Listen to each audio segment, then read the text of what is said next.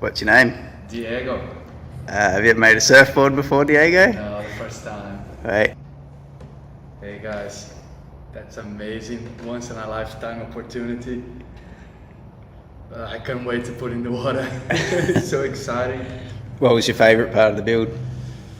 I think all the time that I spent doing like each session was just like kind of therapy, you know, like just enjoying each moment. You just like come from scratch, you're doing everything since the frame, when you see you putting all the timbers together, and then even putting the layers on top. Fuck, man. What was your least favourite part? All the time that I have to wait until see this. Just getting like even more exciting. Tell us about your board. Oh well, it's like a 511 board. Pretty thick one, a lot of volume.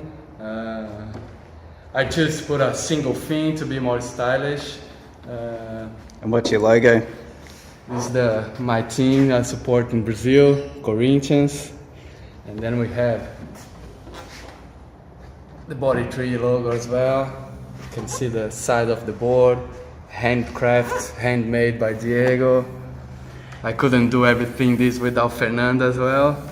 And of course without Greg, who was mentoring us all the time, really supportive. And now let's put in the water. You! Rock on. Amazing. Hey, who made your board?